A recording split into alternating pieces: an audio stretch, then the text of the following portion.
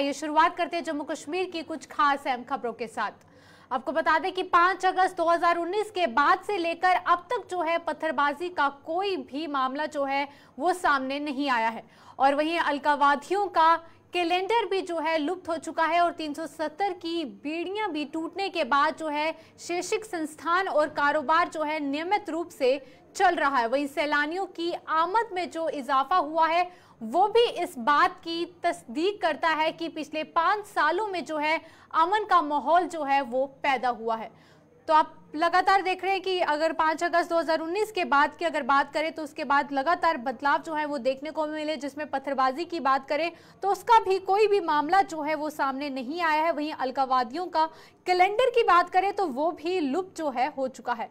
इसी खबर पर ज्यादा जानकारी लेंगे हमारे सीनियर साथी विनोद कुमार हमारे साथ लाइव जुड़ चुके हैं। विनोद जी, आपसे ही जानना चाहूंगी, अगर 5 अगस्त के बाद की बात करें तो उसके बाद के आपको क्या बदलाव जो हैं वो यहाँ पर देखने को मिल रहे हैं जम्मू कश्मीर में?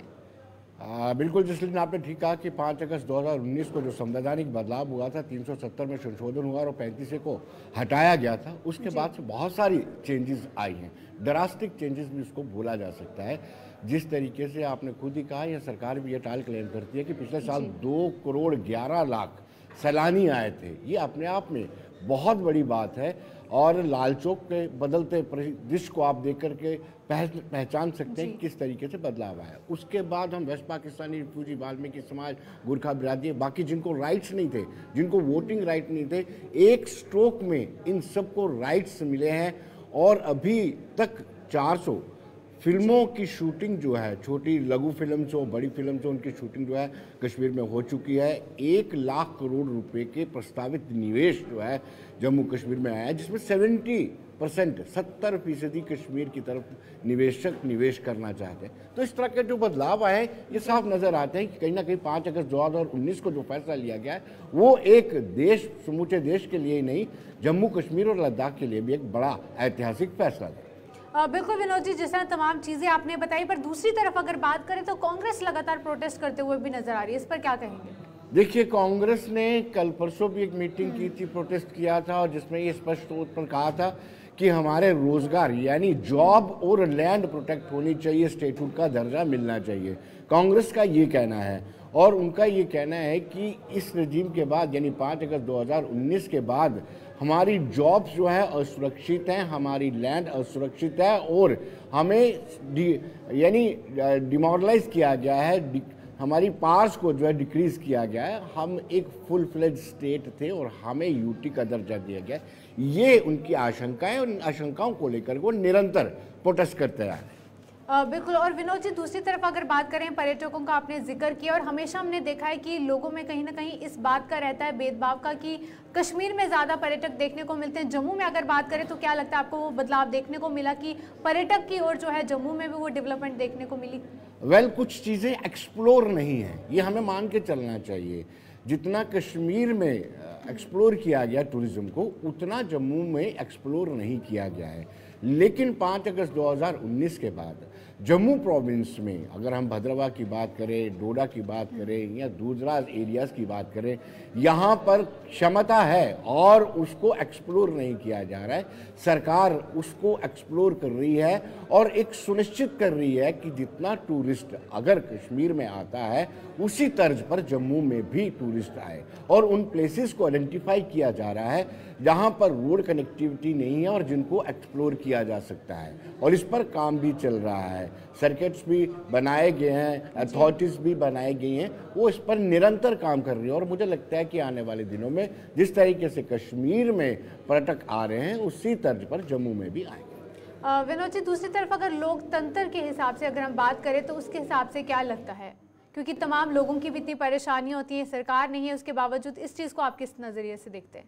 लगातार ये मुद्दा उठा रहा है कि अगर डेमोक्रेसी की बात करें तो डेमोक्रेसी के नाम पर सिर्फ हमारे 5 सांसद हैं और डीडीसी मेंबर है। बीडीसी का कार्यकाल खत्म हो चुका है, अर्बन लोकल बॉडीज का कार्यकाल खत्म हो चुका है और अगर विधानसभा की बात करें तो जून 2018 को विधानसभा यानी सरकार भंग हो गई थी, उसके बाद से यहाँ पर विधानसभा भी नहीं है, यानी पंचायती नहीं है, बीडीसी नहीं है और अर्बन लोकल बॉडीज़ नहीं है और विधानसभा नहीं। इसको लेकर के बार बार विपक्ष सवाल उठाता है, लेकिन अब कोर्ट में जो 11 दिसंबर को 2023 को कोर्ट ने डायरेक्शन की थी कि आपको सितंबर 2024 तक इलेक्शन करवाने होंगे, उस प्रोसेस को स्टार्ट कर दिया गया है। इलेक्शन कमीशन ऑफ इंडिया ने भी इसमें पेशरफ्त लाई है। तो मुझे लगता है वो जो विपक्ष बार बार कहता है उस समस्या का भी निवारण हो जाएगा।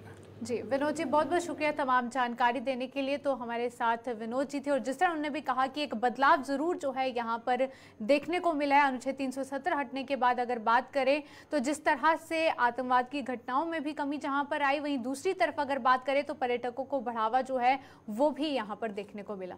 तो चलिए बढ़ते अब अगली खबर की रुख करेंगे। बात करेंगे कि अनुच्छेद 370 हटने की 5वीं वर्षगांठ पर जो है किसी प्रकार की भी गड़बड़ी से निपटने के लिए पूरे प्रदेश में जो है अलर्ट जारी किया गया है और किसी प्रकार की अनहोनी को टालने के लिए जो है आज जम्मू से अमरनाथ यात्रियों का जत्था जो है कश्मीर की ओर रवाना नहीं किया गया है और इसी प्रकार कश्मीर से भी जो है अमरनाथ यात्रियों का जत्था जम्मू नहीं भेजा गया।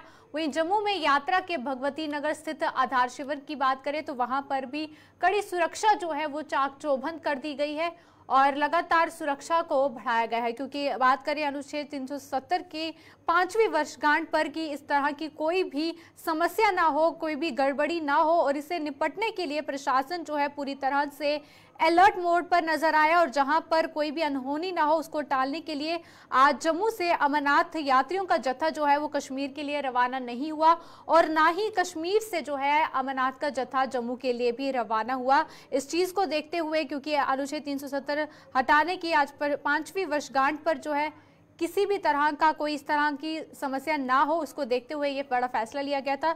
इसी खबर पर ज्यादा जानकारी लेंगे। विकास कुमार हमारे साथ जुड़ चुके हैं, हमारे संवाददाता। विकास, आपसे ही जानना चाहूंगी, जहां पर प्रशासन की तरफ से यहाँ पर तैनाती की गई, सुरक्षा को चाक चौबंद किया गया ताकि कोई भी इस तरह की समस्या ना हो और जिस तरह से ये भी बताया जा रहा है कि आज कोई भी अमरनाथ का जत्था जो है वो जम्मू से रवाना नहीं हुआ है। जी जसलीन, जिस वक्त जैसे कि हम आपको बता दें, इस वक्त हम जम्मू यात्री निवास में हैं भगवती नगर में, जहां पे अमरनाथ यात्रा जो है वहाँ पूरे कुंभ से निकाली जाती है। और आज बता दें आपको आर्टिकल 370 के चलते जो है जम्मू से भगवती नगर से यात्री बेस निवास से जो है कि यात्री जो है यात्रा जो है वो नहीं निकाली गई। तो हम आपको बता दें पूरे जम्मू में जिस तरीके से आर्टिकल 370 के अलग अलग जगह पे जो है वो प्रोटेस्ट हो रहे हैं, एडमिनिस्ट्रेशन ने इसका जो फैसला लिया तो सही फैसला लिया। उन्होंने कहा कि जम्मू में सिक्योरिटी के रीजन को देखते हुए जो है यात्रा जो है स्थगित की जाएगी और आज जो है अमरनाथ यात्रा जो है जो बेस कैंप से जो है आज नहीं। बिल्कुल विकास, और जिस तरह से आप इस वक्त भगवती नगर में मौजूद भी हैं, लोगों की बात करें, तमाम यात्री भी यहाँ पर पहुंचे हुए हैं और ऐसे में उनकी सुरक्षा के लिए ही ये बड़ा कदम जो है उठाया गया है। अगर सुरक्षा की लिहाज से अगर बात करें तो किस तरह की व्यवस्था आपको वहां पर देखने को मिल रही है बेस कैंप में? जी हम आपको बता दें, इस वक्त यात्री जितने भी हैं वो वहां से आ रहे हैं और अभी भी यात्री जो है अमरनाथ बाबा यात्रा जाने के लिए जो है काफी ज्यादा उत्साहित हैं और उनका कहना है कि हम जल्द से जल्द जो है बाबा जी के दर्शन करेंगे। और अभी आपको बता दें जम्मू बेस कैंप के अंदर जो है श्रद्धालु जो है उनको जो है वहाँ पे रखा गया और सुरक्षा की बात करें पूरे पुख्ता जो इंतजाम जो है यहाँ पे किए गए हैं और सुरक्षा को देखते हुए ही आज जो है यात्रा जो है स्थगित की गई क्योंकि प्रशासन की। जी बिल्कुल, तो लगातार हमारे संवाददाता विकास हमारे साथ जुड़े हुए थे और जिस तरह से वो इस वक्त जम्मू के बेस कैंप भगवती नगर में मौजूद थे और उन्होंने बताया कि वहां पर तमाम श्रद्धालु जो हैं वहां पर हैं, पर आज जिस तरह से जत्थे को रवाना नहीं किया गया सुरक्षा के मद्देनजर। विकास, आपसे ये भी जानना चाहूंगी, जिस तरह आपने बताया कि अभी भी तमाम श्रद्धालु वहां पर पहुंचे हुए हैं और लगातार दर्शन करने का सिलसिला भी देखने को मिल रहा था, पर फिलहाल आज जिस तरह से जत्था रवाना नहीं हुआ, क्या उन यात्रियों की बात करें, क्या उनमें कोई निराशा तो नहीं हुई इसको लेकर? क्योंकि हालांकि प्रशासन ने उनकी सुरक्षा के लिए ही ये कदम उठाया कि आज कोई भी जत्था रवाना नहीं किया।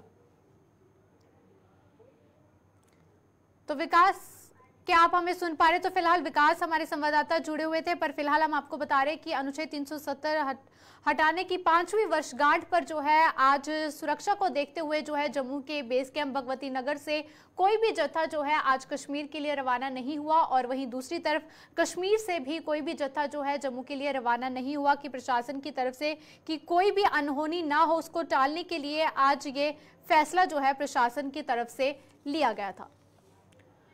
तो चलिए बढ़ते अब अगली खबर की ओर रुख करेंगे। अब बात करते हैं 370 हटाने की 5वीं आज वर्षगांठ मना रही भाजपा जो है आरएसपुरा में हो रही एक एकात्म महोत्सव रैली को जो है भाजपा के दिग्गज नेता आज वहां पर संबोधित करेंगे और हजारों की संख्या में लोगों का वहां पर जमावड़ा जो है वो लग रहा है। आपको बता दें कि अनुच्छेद 370 हटाने की 5वीं वर्षगांठ पर आज भाजपा द्वारा जो है एक बहुत ही बड़ा महोत्सव रैली जो है उसका आयोजन किया जा रहा है और ये रैली जो है आरएसपुरा के बाना सिंह स्टेडियम में हो रही है और जहां पर भाजपा के दिग्गज नेताओं का जमावड़ा जो है वहां पर लगना शुरू हो चुका है और रैली में हजारों लोगों के पहुंचने का सिलसिला भी जारी है और आज पार्टी नेता लोगों को संबोधित करने भी जा रहे हैं। तो फिलहाल बड़े अपडेट से आपको रूबरू करवा रहे हैं और इसी खबर पर ज्यादा जानकारी लेंगे। हमारे संवाददाता अनिल शर्मा हमारे साथ जुड़ चुके हैं।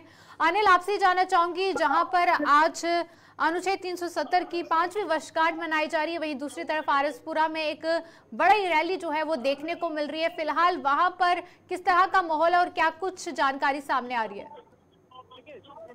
अगर हम बात करें तो आज 5वीं वर्षगांठ जो है वो अनुच्छेद 370 और को लेकर जो है वो भाजपा हर वर्ष की तरह जो है इस बार जो है वो बड़े पैमाने पर जो है वो मनाने जा रही है। इसमें श्री कृष्ण रेड्डी भारतीय जनता पार्टी के अध्यक्ष रविंद्र रैना हो या फिर भारतीय जनता पार्टी की बात करते हैं वो इस कार्यक्रम में मौजूद हैं और आपको बता दें कि लगातार पिछले हफ्ते की शुरुआत यहाँ पर शुरू हो चुकी है। हमने देखा कि कुछ देर पहले पीडीपी जो है वो प्रदर्शन कर रही थी और कांग्रेस द्वारा भी प्रदर्शन जो है वो ट्वीट के माध्यम से किया गया। उन्होंने कहा कि ये कार्य दिवस के रूप में जो है वो इसे मनाया जा रहा है। एक तरफ जो है विपक्ष इसे काले दिवस के रूप में मना रही है और भारतीय जनता पार्टी एक तरफ इसका जो है इस फैसले को लेकर हर वर्ष की तरह पहले भी अगर हम बात करते हैं जनसंघ के रूप में जब भी भारतीय जनता पार्टी ने अपना पक्ष रखा है तो वो जम्मू कश्मीर को लेकर ये कहा गया था कि धारा 370 को जो है हमारी जब पूर्ण सरकार बनेगी तो इसे हटाया जाएगा। और अब जिस तरह से वर्ष 2019 और 5 अगस्त को जब इसे हटाया गया और तब से ही जो है बड़े पैमाने पर जो है यहाँ पर सेलिब्रेट किया जाता है और आज पैमाने पर इसे सेलिब्रेट किया जा रहा है। जिसमें मैंने आपको यूनियन बताया कि श्री कृष्ण रेड्डी यूनियन अफसर है वो इस कार्यक्रम में मौजूद हैं। भारतीय जनता पार्टी के अध्यक्ष रविंद्र रैना और उसी के साथ साथ आरएसपुरा क्षेत्र की बात करते हैं शादान चौधरी हो या फिर तरुण चुग हो, हो इसके सत्याग्रह महियाल हो, तमाम बड़े दिग्गज चेहरे जो है वो भारतीय जनता पार्टी के विशेष नेतृत्व है वो यहाँ पर मौजूद है। और अब इस कार्यक्रम के जरिए जो है एक महारैली की जा रही है और जनता को संबोधित किया जा रहा है और अवगत करवाया जा रहा है कि 5 वर्षों में जो है भारतीय जनता पार्टी ने कितना कार्य यहाँ पर किया है। बिल्कुल। और अनिल, जिस तरह बताया गया कि पार्टी के तमाम नेता वहां पर लोगों को संबोधित भी करेंगे, ऐसे में तमाम कौन से नेता हैं जिनके नाम सामने आ रहे हैं भाजपा की तरफ से जो वहां पर संबोधित कर सकते हैं? देखिए, श्री कृष्ण रेड्डी यूनियन मिनिस्टर हैं और केंद्र में आपको बता दें कि वो जनता को संबोधित करेंगे और बीजेपी के नेशनल जनरल सेक्रेटरी की बात करते हैं वो यहाँ पर जनता को संबोधित करेंगे। भारतीय जनता पार्टी के अध्यक्ष रविंद्र रैना हो, रविंद्र गुप्ता हो और तरुण चुग और चौधरी ही वो जनता को संबोधित करेंगे और इस वक्त जो है वो संबोधित किया जा रहा है। बिल्कुल। और अनिल, जिस तरह से ये भी बताया गया है तमाम लोगों का वहां पर जमावड़ा जो है वो देखने को मिल रहा है, ऐसे में सुरक्षा के किस तरह के बंदोबस्त भी वहां पर किए गए हैं लोगों की सुरक्षा के लिए? देखिए, सुरक्षा व्यवस्था के हवाले से अगर बात कहें तो पूरी तरह की जो है वो यहाँ पर किया गया है।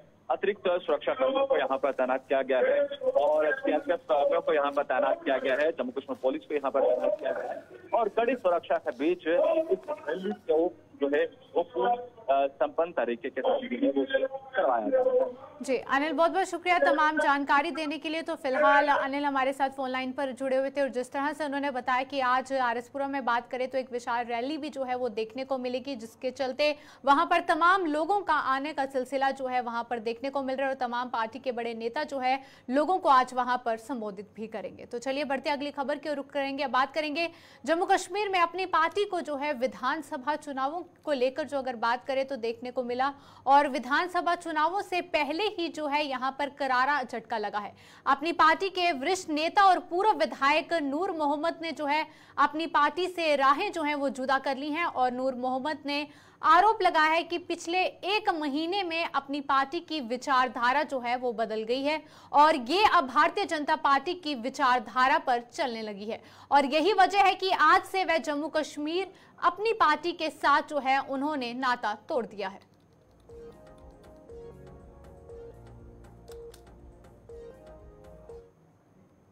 इस्तीफ़ा देता हूँ। आज से मैं इस पार्टी के साथ न कोई ताल्लुक़ है, न कोई वाबस्तगी रहेगी, क्योंकि 8 मार्च 2020 में जब जम्मू कश्मीर अपनी पार्टी वजूद में आई, ये किसी और मकसद के लिए बनाई। लास्ट जो पार्लियामेंट इलेक्शन हुआ है उसमें हमारी पार्टी का मौक़िफ़ तब्दील हुआ है लास्ट 1 महीने में। इससे हमारी पार्टी को नुकसान पहुंचा।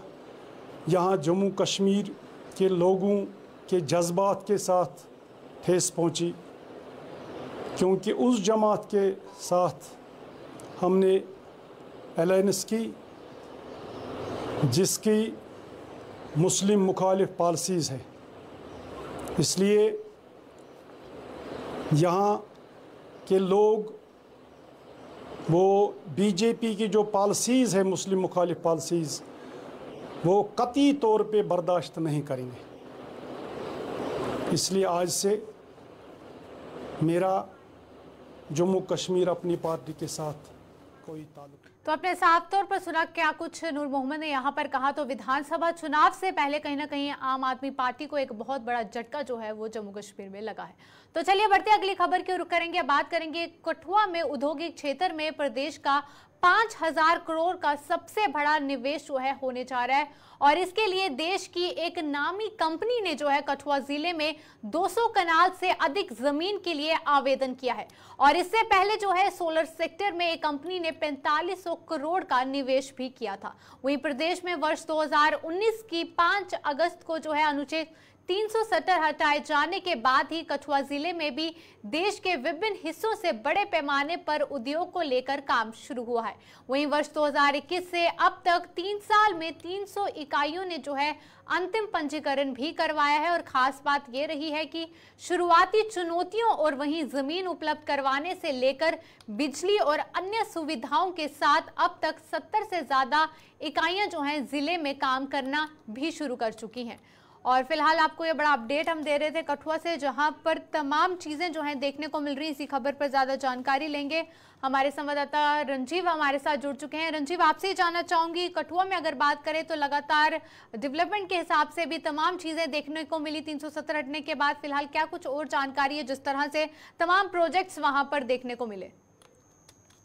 देखिए जसलीन, मैं बताऊं कि जब से 370 हटी है 5 अगस्त 2019 के बाद से ही लगातार जैसे जम्मू कश्मीर में निवेश को लेकर सरकार की पॉलिसियां बनती रहीं, उसी की पॉलिसी के तहत कठुआ में भी लगातार औद्योगिक हब बनता जा रहा है। क्योंकि पंजाब के साथ सटा हुआ जिला कठुआ है, यहाँ पर लगातार नई नई फैक्ट्रियाँ जो हैं लग रही हैं, अलग अलग जगहों पर औद्योगिक क्षेत्र बनाए गए हैं। और वहाँ पर अब हाल ही में ये जानकारी निकलकर सामने आई है कि 5000 करोड़ से अधिक के निवेश करने के लिए एक सोलर प्लांट के लिए देश की एक नामी कंपनी ने आवेदन किया है, जिसको 200 कनाल भूमि की दरकार है। उसको लेकर जो जिला औद्योगिक इकाई के जो महाप्रबंधक हैं प्रेम सिंह चीब, जब हमने उनसे बात की तो उनका कहना है कि इससे पहले 4500 करोड़ रुपए का एक सोलर यूनिट पहले से यहाँ पर काम कर रहा है। उसके साथ ही 370 हटने के बाद लगभग 300 से अधिक जो बाहरी देश के अन्य भागों से लोग आए हैं, उन्होंने जहाँ पर जमीन के लिए अपनी इकाइयाँ स्थापित करने के लिए आवेदन किया है। उनमें से 70 के करीब इकाइयाँ का काम जो है वो शुरू हो चुका है। और बागथली हो, घाटी हो, बुद्धि का इलाका हो, कठुआ का इंडस्ट्रियल एरिया हो, वहाँ पर लगातार फैक्ट्रियाँ जो हैं वो बन रही हैं। और लोगेट का इलाका है, वहाँ पर भी कई इकाइयाँ जो हैं वो स्थापित हो चुकी हैं। तो इससे करीब 3500 के करीब जो स्थानीय लोग हैं उनको रोजगार मिला है। और इससे कई गुना अधिक जो लोग हैं उनको सीधे तौर पर ना और अन्य तरीके से रोजगार जो है वो मिला। जानकारी भी सामने आई कि वर्ष 2021 से अब तक अगर बात करें तो 3 साल में 300 इकाइयों ने जो है अंतिम पंजीकरण भी वहां पर करवाया है। और खास बात ये भी रही कि शुरुआती चुनौतियां जो हैं जरूर रही होंगी, पर जमीन उपलब्ध करवाने से लेकर बिजली और अन्य सुविधाओं के साथ अगर बात करें तो अब तक 70 से ज्यादा इकाइयां जिले में काम करना भी शुरू कर चुकी हैं। हाँ बिल्कुल जसलीन, जहाँ पर ये बताना भी जरूरी है क्योंकि सरकार की जो नई पॉलिसी है, उसके जो औद्योगिक पॉलिसी जम्मू कश्मीर की है, उसके मुताबिक जिन इकाइयों ने 4000 करोड़ से अधिक का निवेश करना है, उनके लिए जमीन उपलब्ध करवाना, बिजली मुहैया करवाना जहाँ और अन्य जो सहूलियात देना है, वो सरकार ने प्राथमिकता के तौर पर लिया है उसको, और लगातार इस पर काम किया जा रहा है। और जो कठुआ एक आने वाले दिनों में एक बड़ा औद्योगिक हब बनने जा रहा है, क्योंकि देश का ये प्रवेश द्वार है और यहाँ पर पंजाब से सटा हुआ इलाका होने के कारण यहाँ पर रॉ मटेरियल की उपलब्धता भी आसानी से होती है, तो जिसके चलते काफ़ी सब्सिडीज का प्रावधान जो है वो इन इकाइयों के लिए रखा गया है। तो लोगों को काफ़ी जम्मू कश्मीर में निवेश के लिए प्रोत्साहित जो सरकार की तरफ से किया जा रहा है, ये सारा उसका नतीजा है। और रोजगार की स्थिति की बात करूँ तो रोजगार भी काफ़ी बड़े पैमाने पर इस इलाके में बढ़ा है और काफ़ी यहाँ पे विकास होने की उम्मीद है आने वाले एक दशक में। यहाँ पर उद्योगों की वजह से रंजीव, एक आखिरी सवाल, जिस तरह रोजगार का आपने जरूर जिक्र किया, तो क्या कठुआ के लोग इस बात से खुश है क्योंकि तमाम लोगों को वहां पर रोजगार भी मिलेगा? आज के वक्त में अनएम्प्लॉयमेंट इतनी बड़ी समस्या है कि लोग इतने परेशान हैं।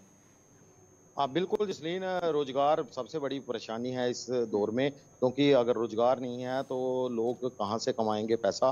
तो इसको लेकर भी सरकार काफ़ी गंभीर है और इन औद्योगिक इकाइयों में लोगों को रोजगार भी मिल रहा है। हालांकि कहीं ना कहीं ये बात भी लोगों को मलाल है कि बाहरी लोगों को ज़्यादा तरजीह दी जाती है, लेकिन कहीं ना कहीं इस बात को लेकर स्थानीय लोगों की भर्ती जो इन औद्योगिक इकाइयों में की जानी है उसको सुनिश्चित करने के लिए भी लगातार मांगे उठती रहती हैं। लेकिन इस तरह के औद्योगिक क्षेत्र बनने से इस इलाके के दिन बहुरने वाले हैं और लोग जो हैं कठुआ जो है आने वाले दिनों में, क्योंकि घाटी में बायोटेक पार्क खुलने से काफ़ी जो नए युवा है उद्यमी हैं उनके लिए ट्रेनिंग का प्रोग्राम है, वहाँ पर वह लोग पढ़ेंगे और उद्योगों की जानकारी लेंगे और नए स्टार्टअप को लेकर भी सरकार काफी रंजीव, बहुत बहुत शुक्रिया तमाम जानकारी साझा करने के लिए। तो हमारे संवाददाता रंजीव हमारे साथ थे और जिस तरह से उन्होंने बताया कि हालांकि कुछ लोगों में नाराजगी भी ये देखने को मिलती है कि बाहरी लोगों को ज्यादा जो है बढ़ावा दिया जाता है, पर जरूर यहाँ के लोगों को भी रोजगार के नए दरवाजे जो है वो जरूर खुलेंगे।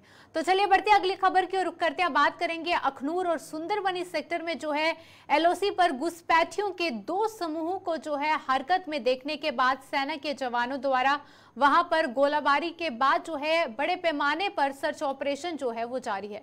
बताया जा रहा है कि अखनूर के बटल सेक्टर में जो है तड़के करीब 1:30 बजे एक अग्रिम इलाके में जो है 3 से 4 जो है घुसपैठियों की संदिग्ध हरकत देखने के बाद सेना ने गोलाबारी की और सुबह होते ही सर्च ऑपरेशन जो है वो शुरू कर दिया। और इसके अलावा बताया जा रहा है कि सुंदरबनी नौशहरा सेक्टर में एक अग्रिम इलाके में संदिग्ध हरकत देखने पर भी कुछ राउंड जो है फायरिंग की गई है।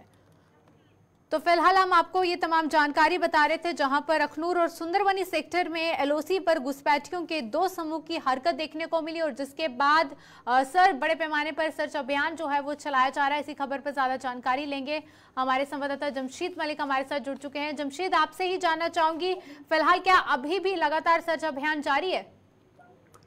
जसलीन, बिल्कुल। अगर लाइन ऑफ कंट्रोल की बात करें तो 15 अगस्त को देखते हुए इससे पहले ही अलर्ट जारी किया गया और अब यहाँ सर्च ऑपरेशन बड़े पैमाने पर कई इलाकों में चलाए जा रहे हैं। मगर 2 संदिग्ध ग्रुप रात को देखेंगे केरी पटल इलाके में जो सेक्टर सुंदरबनी और थाना अखनूर में पड़ता है, इसमें 2 संदिग्ध ग्रुप देखेंगे जिनको देखने के बाद फोर्सेस की तरफ से उस पर फायरिंग की गई है, मगर वो वहां से भाग निकलने में कामयाब हुए। मगर उसके बाद सर्च ऑपरेशन का सिलसिला अभी भी लगातार देखने को मिला। हालांकि इसके साथ साथ अगर बात करें नौशहरा से भी इस तरह की खबरें सामने आई थी कि कुछ संदिग्ध मूवमेंट देखी गई है लाइन ऑफ कंट्रोल के नजदीक, वहां भी कुछ फायर हुए, मगर वहां भी सर्च ऑपरेशन चलाया जा। हालांकि फोर्सेस की तरफ से या आर्मी की तरफ से इसकी पुष्टि नहीं अभी तक की गई है, मगर ये खबर जरूर निकलकर सामने आ रही है कि केरी पटल इलाके में घुसपैठ की कोशिश को नाकाम बनाया गया। हालांकि केरी पटल इलाके की बात करें, चंद रोज पहले भी यहाँ घुसपैठ की कोशिश की गई थी जिसको नाकाम कर दिया गया था और आज फिर दोबारा की गई है, जिसके बाद इस वक्त बड़े पैमाने पर सर्च ऑपरेशन चलाया जा रहा है। जी जमशेद, बहुत बहुत शुक्रिया तमाम जानकारी देने के लिए। तो फिलहाल आपको बता दें कि सुंदरबनी और नौशहरा सेक्टर की बात करें तो वहां पर बताया जा रहा है कि कल देर रात से ही कुछ संदिग्ध की हरकत देखने को मिली और जिसके बाद कुछ राउंड फायरिंग भी हुई है और आज सुबह से ही बड़े पैमाने पर सर्च अभियान जो है वो वहां पर लगातार चलाया जा रहा है। और ये इससे पहले भी तमाम कई बार जो है इस तरह की घटनाएं देखने को मिल रही है, चाहे हम डोडा इलाके की बात करें, तमाम एलओसी से सटे इलाकों की बात करें, तो इस तरह की आतंकवादी गतिविधियां जो है लगातार देखने को मिल रही हैं। तो फिलहाल के लिए जम्मू कश्मीर के इस खास बुलेटिन में इतना ही। देश और दुनिया की तमाम खबरों के लिए आप देखते रहिए गुलिस्तान न्यूज। नमस्कार।